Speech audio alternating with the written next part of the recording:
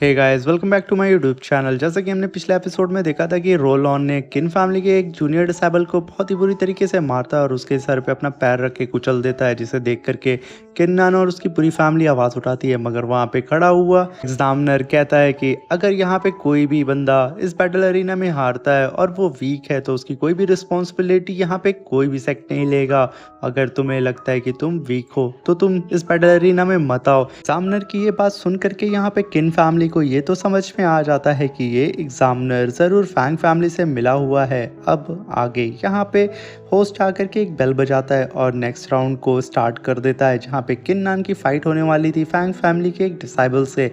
और तभी किन्नान उसके सामने आकर के खड़ा हो जाता है। तभी वो दूसरा डिसाइबल बोलता है कि आज किन्नान मैं तुम्हें जिंदा इस बैटल अरीना से जाने नहीं दूंगा, इनफैक्ट आज मैं तो तुम्हारा हाथ काट दूंगा, वही बेहतर होगा, कुछ पल के लिए तुम्हें आराम मिलेगा। फिर किन्नान की सर्वेंट कहती है कि यंग मास्टर ये बंदा वही है जिसने हमारी लिकर शॉप पे आकर के काफ़ी बवाल किया था और उसने मेरा काफ़ी मजाक भी उड़ाया था, आप इसे प्लीज़ मत छोड़िएगा। तभी किन्नान उसकी ओर देखता है और फिर उस डिसाइबल की ओर देख करके मुस्कुराता है। यहाँ पे हमें समझ में आ जाता है कि किन्नान आज इसकी बैंड बजाने वाला है। तभी वो डिसाइबल अपनी शॉट को बाहर निकाल के कहता है कि किन्नान मुझे इस तरीके से देख रहे हो, लगता है कि तुम मुझे खा जाओगे, मगर मुझे ऐसा फील हो रहा है कि आज तुम अपना हाथ गंवाने वाले हो। मगर यहाँ पे किन्नान उसको कोई भी जवाब नहीं देता है और तभी वो डिसाइबल किन्नान के ऊपर अटैक करने के लिए रेडी हो जाता है।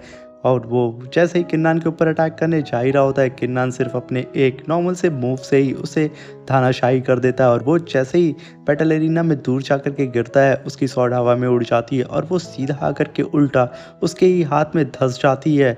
और यहाँ पे कहते हैं ना, वैसा बोगे वैसा काटोगे। यहाँ पे ये डिसेबल किन्नान का हाथ काटने वाला था, यहाँ पे तो उल्टा ही उसकी ही स्वॉर्ड उसके ही हाथ में घुस जाती है, उससे काफ़ी ज़्यादा दर्द हो रहा होता है। तभी किन्नान के फादर और वहाँ पे खड़े हुए सारे एल्डर एकदम शॉक में आ जाते हैं, क्योंकि किन्नान ने इतना फास्ट मूव किया था कि कोई भी उसे देख नहीं पाता है। और तभी फैंग फैमिली का एल्डर कहता है कि किन्नान तुमने मेरे डिसेबल को इस तरीके से इंजर्ड करके बहुत ही गलत किया है। तभी किन्नान कहता है कि ये तो आपका ही रूल था ना, आपने ही तो कहा था कि अगर तुम कमज़ोर हो तो बैटल एरिना में मत आना, और आपका डिसेबल आकर के बहुत बड़ी गलती कर दिया। मैं तो यहाँ पे सिर्फ आप ही लोगों के रूल को फॉलो कर रहा हूँ। इनफैक्ट यहाँ पे सीनियर मैसेंजर ने यही कहा था कि अगर बैटल एरिना में कोई भी हार जाता है और वीक है तो उसकी रिस्पॉन्सिबिलिटी कोई भी यहाँ पे नहीं लेगा। तभी यहाँ पे इस बात को सुन करके वो एग्जामिनर एकदम भड़क जाता है और अपने और प्रेशर को रिलीज करते हुए किन्नान की ओर देखता है और कहता है तुम्हारी इतनी हिम्मत कि तुम मुझे यहाँ पे गलत साबित कर रहे हो।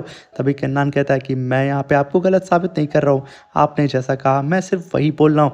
तभी उसके और प्रेशर से सब के सब एकदम हिल जाते हैं और यहाँ पे फैंग फैमिली का एल्डर एकदम खुश होता है। उसे लगता है कि आज वो मैसेंजर किन्नान की जान लेकर के ही रहेगा। मगर किन्नान फिर से पलट के कहता है कि यहाँ पे अगर आप यहाँ पे मुझ पे सवाल उठा रहे हैं तो इसका मतलब आपने जो लफ्ज़ यहाँ पे सबके सामने कहे थे आप उस लफ्ज़ पे सवाल उठा रहे हैं। तभी वो मैसेंजर वहाँ पे कुछ पल के लिए शांत हो जाता है। तभी किन्नान उसकी ओर देख करके बोलता है कि आखिर यहाँ पे मैंने क्या गलत किया है। आपके ही ये शब्द थे कि अगर कोई बैटल एरिना में कमज़ोर है तो वो ना आए, अगर वो हार जाता है तो उसकी रिस्पॉन्सिबिलिटी कोई भी नहीं लेगा। और तभी मैसेंजर एकदम भड़क जाता है और कहता है यहाँ पे तुम मुझे गलत साबित करने की कोशिश कर रहे हो। और वो अपना एक पाम अटैक रेडी करके सीधा किन्नान के ऊपर थ्रो कर देता है। और किन्नान जैसे ही अपनी मार्शल स्पिरिट को बाहर निकालने ही वाला था उसे डॉज करने के लिए, क्योंकि किन्नान भी यहाँ पे क्यों पीछे हटता। तभी हम देखते हैं कि वो दूसरी सीनियर सिस्टर उस अटैक को वहाँ पे खत्म कर देती है। और अभी वो जूनियर डिसेबल कहता है कि सीनियर यहाँ पे क्या हुआ है। तभी वो सीनियर सिस्टर कहती है, जिसका नाम शियाओ रहता है, शियाओ कहती है कि यहाँ पे बेवजह तुम डिसेबल्स के ऊपर अटैक करना बंद करो। और तभी उसे यहाँ पे फील होता है उस मैसेंजर को कहीं ऐसा तो नहीं है कि ये किन्नान को अपना डिसेबल बनाने के लिए रेडी हो चुकी हैं। तभी वो वहाँ पे शांत हो जाता है, क्योंकि यहाँ पे उसका भांडा फूट जाता अगर वो यहाँ पे फैंग फैमिली का साथ और देता। तभी वो अपनी सीनियर सिस्टर से माफ़ी मांगता है और कहता है सीनियर सिस्टर प्लीज़ मुझे माफ़ कर दें, बस मैं यहाँ पे थोड़ा गुस्सा हो गया था। और तभी हम देखते हैं कि किन्नान को वो जूनियर मैसेंजर तुरंत उस बैटल एरिना से बाहर जाने के लिए बोलता है और किन्नान अपने फैमिली के पास आकर के खड़ा हो जाता है। इस चीज़ को देख करके तुरंत उसकी सर्वेंट उसके पास आकर के बोलती है यंग मास्टर आप ठीक तो हैं, मैं बहुत ज़्यादा परेशान हो गई थी।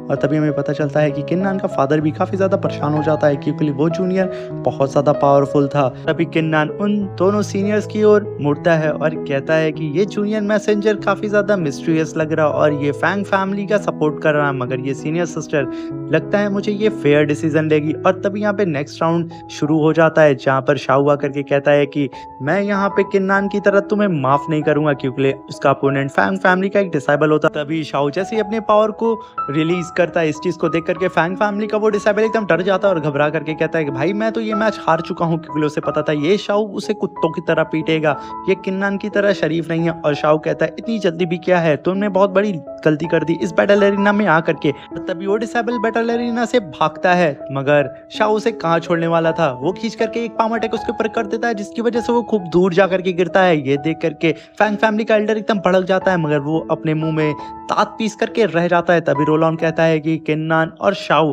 तुम लोग जितना मर्जी हो उतना उछल लो, जब तुम लोगों की फाइट मेरे सामने होगी तो मैं कुत्तों की तरह तुम लोग को रगड़ दूंगा। और तभी यहाँ पे होस्ट आकर के कहता है कि नेक्स्ट राउंड स्टार्ट होने वाला है, जो रोलॉन की और किन फैमिली के एक जूनियर डिसेबल की होने वाली थी। तभी रोलॉन कहता है बेटे बैटल एरिना के अंदर आ, आज मैं तुझे काट डालूंगा। मगर वो जूनियर डिसेबल बाहर ही खड़े होकर के कहता है भाई मुझे माफ करो, मैं इस बैटल को हार गया हूँ। और उसकी इतनी हिम्मत भी नहीं होती कि वो बैटल एरिना में आ पाए।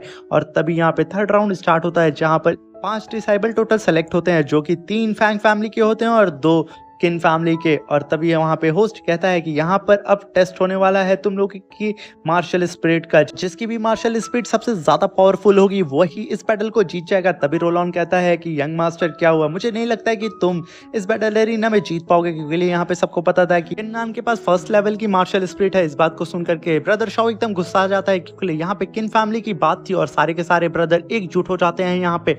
तभी शाओ कहता है कि तुम्हारी इतनी हिम्मत, यहाँ पे मैं तुम्हें तो छोड़ने वाला नहीं हूँ, तुम्हारा मुकाबला मुझसे है। तभी रोलॉन कहता है मुझे तो लगा था कि यहाँ पे किन फैमिली का यंग मास्टर बोलेगा, मगर तुम क्यों बोल रहे हो बेवजह। तभी इस बात से ब्रदर शाओ और भी ज्यादा भड़क जाता है और कहता है रोलॉन बेहतर यही होगा कि तुम अपनी बस्ती सी बंद कर लो, वरना मैं इसे तोड़ने में जरा सा भी वक्त नहीं गवाऊंगा। तभी रोलॉन कहता है वो तो वक्त बताएगा किसकी बत्ती सी टूटेगी।